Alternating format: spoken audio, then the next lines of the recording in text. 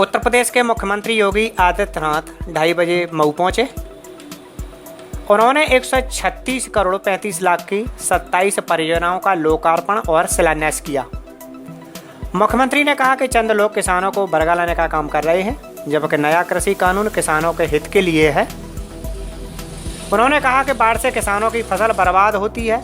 ऐसे में प्रदेश सरकार ने ऐसी व्यवस्था की है कि अब बाढ़ से प्रभावित किसानों को काफ़ी हद तक राहत मिल चुकी है। वादा है कि आने वाले 2 वर्षों में किसानों को बाढ़ से पूरी तरह निजात मिल जाएगी। इसके लिए जल शक्ति विभाग 15 जनवरी से काम शुरू कर देगा। पूर्वांचल एक्सप्रेसवे वह योजना है जिसे पूर्वांचल का बैकबोन कहा जाता है। आने वाले दिनों में पूर्वांचल के नौजवानों को जीविकोपार्जन के लिए कहीं बाहर नहीं जाना होगा, बल्कि यह एक्सप्रेसवे ही उनके रोजगार का साधन बनेगा। सीएम योगी आदित्यनाथ ने कहा कि बगल के आजमगढ़ जिले में विश्वविद्यालय के साथ साथ एयरपोर्ट बनाने का काम हो रहा है। अब मऊ के लोगों को जहाज पकड़ने के लिए दूर नहीं बल्कि आजमगढ़ तक की यात्रा करनी होगी। पूर्व की सरकारों की तरह हम बंद मिलों की ज़मीनों को बेचने का काम नहीं करते, बल्कि उसे फिर से शुरू करके नौजवानों को रोजगार देने का काम करेंगे और ये प्रक्रिया शुरू भी हो चुकी है।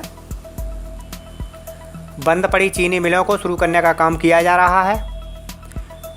कुछ मिलों में विवाद है, कोर्ट से विवाद का निस्तारण होते ही उन्हें भी शुरू करने का काम किया जाएगा।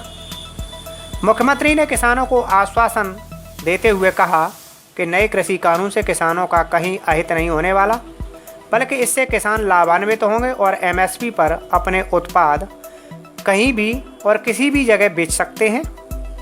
हम शुद्ध पेयजल की आपूर्ति करने जा रहे हैं। इसके लिए व्यापक कार्य योजना बन चुकी है।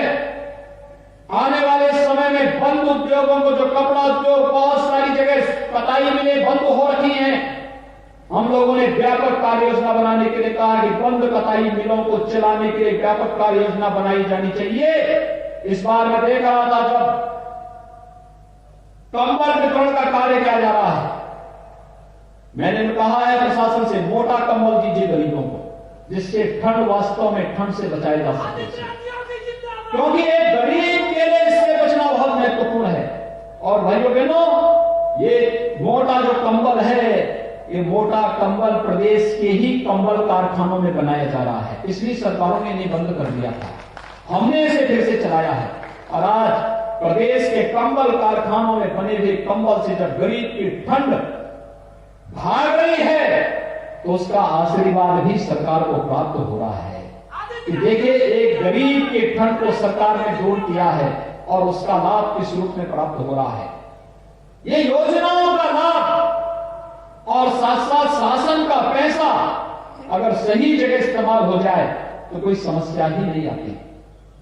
समस्या तो तब आती थी जब पिछली सरकारें इन सभी मिलों की जमीनों को बेचने का काम कर रही थी, मिलों को बंद करती थी, नौजवानों को बेरोजगार करती थी, और फिर एक एक करके जब ये कारखाने बंद होते थे फिर उनकी जमीनों को नीलाम करने का कार्य औने पौने दाम पर करती थी।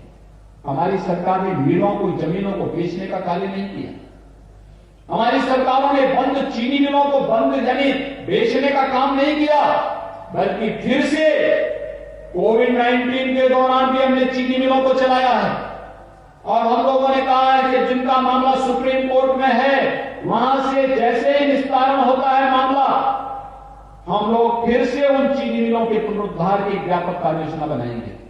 लेकिन जिन चीनी मिलों का विवाद नहीं है, उन चीनी मिलों का पुनरुद्धार की व्यापक कार्य योजना बननी ही चाहिए, क्योंकि ये हमारे किसानों के हितों में है। और भाइयों बहनों, किसानों के लिए तो पिछले 6 वर्षों के दौरान प्रधानमंत्री मोदी जी के नेतृत्व में जितना कार्य हुआ है वो अविस्मरणीय है, अभिनंदनीय है। मैं प्रधानमंत्री मोदी जी का अभिनंदन करता हूं।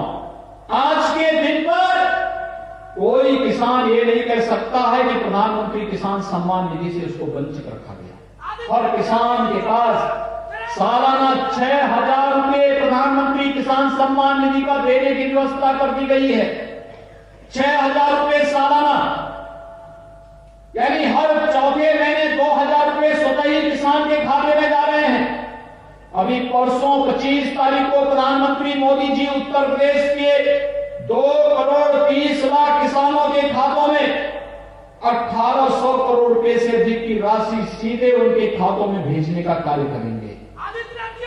पूरे देश के अंदर अगर आप देखेंगे तो 9 करोड़ किसानों के खातों में 18,000 करोड़ रुपए की राशि जाने वाली है। इतना बड़ा कार्य भाइयों बहनों पहली बार देश के अंदर हुआ है। किसानों की उपज को खरीदने का मामला हो, गन्ना मूल्य का भुगतान पिछले 3.5 वर्ष के दौरान 1,12,000 करोड़ रुपए से अधिक का गन्ना मूल्य का भुगतान हुआ।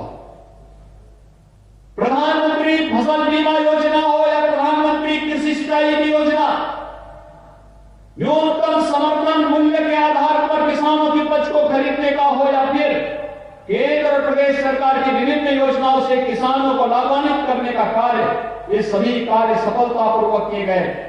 और आज जब किसानों की आमदनी को दोगुना करने के क्रम में